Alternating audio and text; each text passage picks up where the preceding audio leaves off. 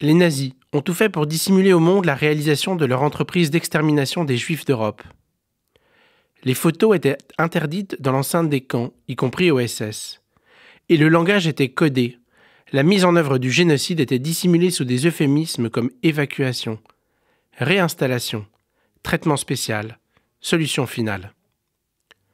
Aussi ne possède-t-on aucune photo des opérations d'extermination à Treblinka, où ont été assassinés près de 900 000 juifs des régions de Varsovie et Białystok.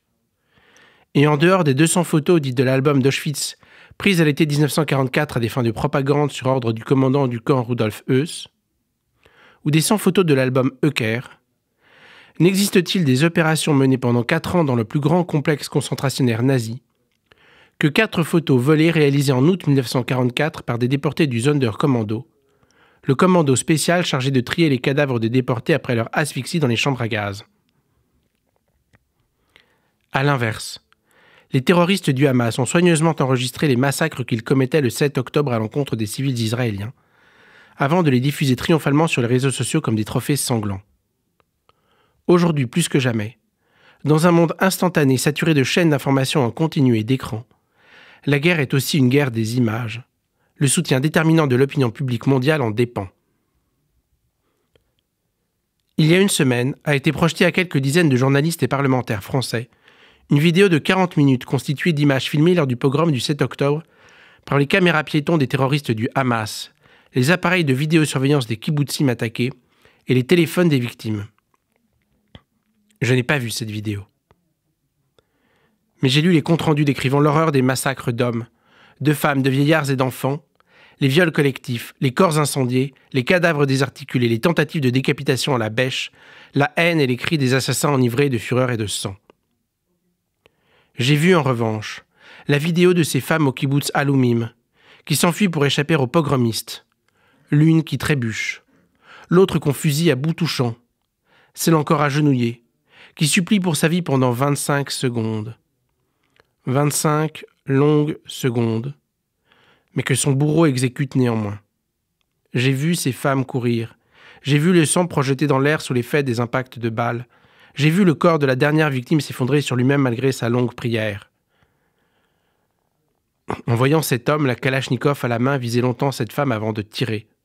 Comment ne pas songer inexorablement à cette rare photo, prise en 1942 à Ivanhorod, dans l'oblast de Tcherkassy, au centre de l'Ukraine, symbole iconique de la Shoah par balle, qui montre une femme tentant de protéger désespérément de son corps l'enfant qu'elle porte dans les bras, alors qu'un exécuteur des Einsatzgruppen, les unités mobiles d'extermination nazies chargées des massacres de masse, s'apprête à les fusiller.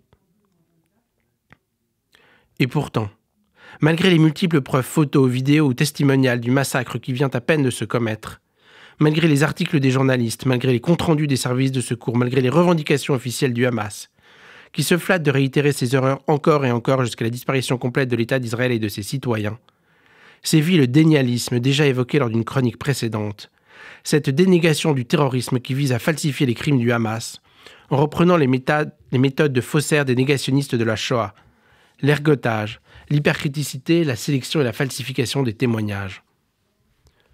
On n'empêchera pas complètement le dénialisme des crimes du Hamas, comme on ne parvient pas à empêcher complètement le négationnisme des crimes nazis.